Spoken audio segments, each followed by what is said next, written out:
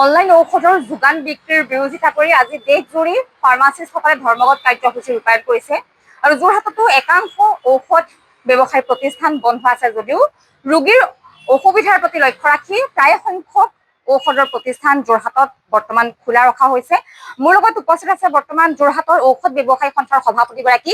মই কিছু মন্তব্য ল'বলৈ চেষ্টা কৰিম, কিয়নো পূৰ্বৰে পৰাই অনলাইনৰ যি যোগানৰ তাৰ বিৰোধিতা কৰি আছিলে যোৰহাটতো ঔষধ ব্যৱসায়ী সন্থাই। আজি দেশজুৰি ধৰ্মঘট কাৰ্যসূচী ৰূপায়ণ কৰা হৈছে, যোৰহাটতো আংশিক প্ৰভাৱ পৰিছে, এই ক্ষেত্ৰত কি ক'ব? হয়, আমি all India organisation of chemist and ড্ৰাগিষ্টৰ সৰ্বভাৰতীয় এটা সংগঠন, এছিয়াৰ ভিতৰত বৃহত্তৰ সংগঠন। আজি আমাৰ অনলাইনৰ এগেইনষ্টত ই ফাৰ্মেচীৰ এগেইনষ্টত বন্ধ ঘোষণা কৰা হৈছে।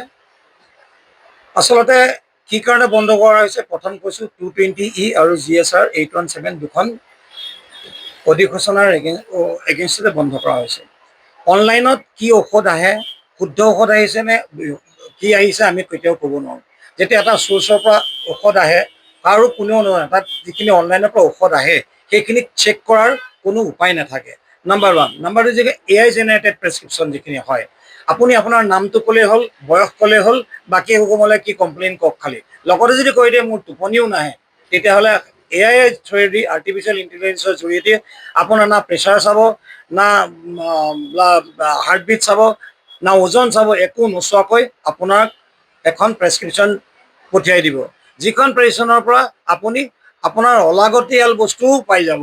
ধৰক যিবিলাক হেবিট ফৰ্মিং ড্ৰাগছবিলাকো সেই অনলাইন থ্ৰুৱেদি আমাৰ বজাৰলৈ আহিছে, যিখিনি দেশৰ জনতাৰ কাৰণে অতি বিপদজনক। গতিকে সেইখিনি বস্তুৰ এগেইনষ্টত আমি বন্ধ ঘোষণা কৰিছোঁ। কিন্তু মোৰ এজন সচেতন নাগৰিক হিচাপে বা যোৰহাট জিলা ঔষধ ব্যৱসায়ী সন্থাৰ মই সভাপতি হিচাপে মই আজি বন্ধটোক সমৰ্থন কৰা নাই।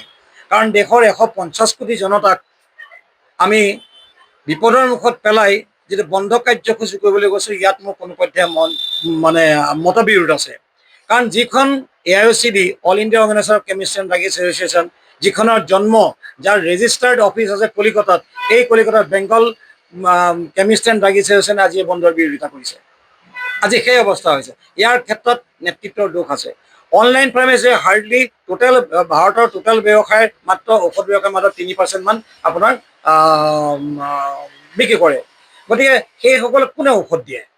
যিসকল কোম্পানীয়ে সেই অনলাইন প্লেটফৰ্মক ঔষধ দিয়ে, সেইসমূহক বন্ধ কৰি দিলে দেখোন আপোনাৰ সমস্যা শেষ। কিয় 150 কোটি জনতাক বিপদৰ মুখলৈ ঠেলাব লাগে? আজি দোকানবিলাক বন্ধ কৰিছে, আংশিকভাৱে যোৰহাটতো বন্ধ হৈছে। মোৰ ওচৰলৈ আপোনাৰ অসমৰ বিভিন্ন ঠাইৰ পৰা খোলা ছবি আহি আছে।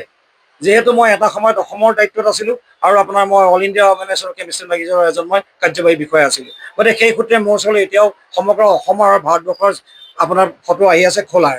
হয়, কিছুমানে বন্ধ কৰিছে, যিটো লৈ পেলাই বন্ধ কৰিছে, সেই কথাটোক আমি সমৰ্থন কৰোঁ, কিন্তু বন্ধটো কেতিয়াও সমৰ্থন কৰিব নোৱাৰোঁ। কাৰণ আজি ধৰক বহুত দোকানত ফাৰ্মেচীত ডক্তৰ বহে। 2017 চনৰ মই আপোনাক এখন কাগজ দেখুৱাইছোঁ, চাওক। এইখন 2017 চনতে আমি ই ফাৰ্মেচী এগেইনষ্টত বন্ধ ঘোষণা কৰিছিলোঁ। আজিলৈকে কিন্তু এইখন একো হোৱা নাই। অৱশ্যে এইখন কোনো আইনতো পৰিণত হোৱা নাই। আইনত পৰিণত নোহোৱাকৈ চৰকাৰে কিয় এইখনত আহি থাকিবলৈ দিছে, ঔষধ আহি থাকিবলৈ দিছে, সেয়া আটাইতকৈ চিন্তনীয় বিষয়। মই আপোনাক দেখুৱাবলৈ এতিয়া মোৰ ওচৰত নাই। 2017 চনৰ পৰাই আমি এই ক্ষেত্ৰত ষ্ট্ৰাইক বা কিবা কৰি আহিছোঁ। এইখন চাওক, মই কেমেৰা পাৰ্চনক অনুৰোধ কৰিম, 2017 চনৰ 30 মে'টো আমি এই বন্ধ একেটা কাৰণতে বন্ধ দিছিলোঁ। 2017 চনৰ পৰা আজিলৈকে এতিয়ালৈকে কিন্তু আপোনাৰ ইয়াৰ কোনো ফল ধৰা নাই। তেনেস্থলত ৰোগীক পণবন্দী কৰি ঔষধ নিজৰ স্বাৰ্থ পূৰণ কৰাটো মই কোনো পধ্যে মানি ল'ব নোৱাৰোঁ। ইতিমধ্যে মই আপোনাক কৈছোঁ, অসমত যিখন নতুন কেমিষ্ট এণ্ড ড্ৰাগিষ্ট এছ'চিয়েশ্যনৰ সংস্থা হৈছে, এই সংস্থাটোৱে জোৰ জবস্তি কৰি বন্ধৰ আহ্বান কৰিছে।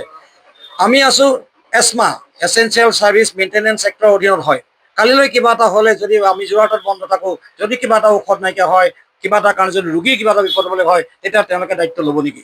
গতিকে প্ৰতিবাদৰ কণ্ঠ কেতিয়াও 150 কোটি জনতাক বন্ধ কৰিব 99% নকওঁ মই, আপোনাৰ 60-40 হ'ব। 40% বন্ধ থাকিব, 60%। চাওক, এই বন্ধ ৰাখি আমি কাক সহায় কৰিছোঁ? এই বন্ধ ৰাখি আমি অনলাইন প্লেটফৰ্মক আৰু সহায় কৰিছোঁ। কাৰণ অনলাইন প্লেটফৰ্ম আমি বন্ধ কৰিব পৰা নাই। আজিৰ দিনত মানুহে সুবিধা ল'ব তালৈ। গতিকে অনলাইনৰ ক্ষেত্ৰত আমি উৎসাহে জনোৱা হৈছে। 2 নম্বৰ কথা, যিবিলাক আপোনাৰ ফ্ৰেংক ক্লজ বা টাটা 1mg এইবিলাকে আজিৰ দিনত যদি তেওঁলোককতো আমি বন্ধ কৰিব নোৱাৰোঁ, তেওঁলোক খোলা থাকিব। গতিকে মোৰ কাষ্টমাৰ যেন আজি সুবিধা পায় তেওঁ বুলি গুচি যাব। তেওঁ বুলি যোৱাৰ লগে তেওঁ আগতকৈ ডিপ ডিছকাউণ্ট যিটো চলি আছে তাতকৈ অধিক ডিছকাউণ্ট দি মোৰ কাষ্টমাৰ তেওঁ লৈ গুচি গ'ল, তেতিয়াহ'লে মই আৰু কি কৰিম? গতিকে বন্ধই কেতিয়াও সমস্যাৰ সমাধান নাহে।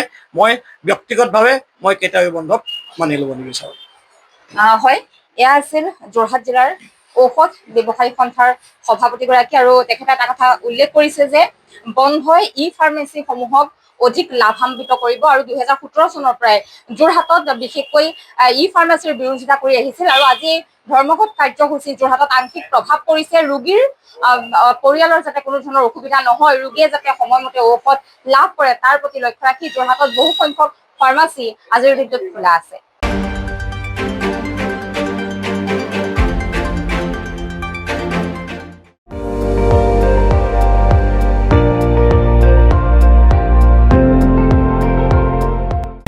আপুনি চাই আছে ND24, সৰ্বশ্ৰেষ্ঠ নহয় সৰ্বোত্তমৰ দৌৰত।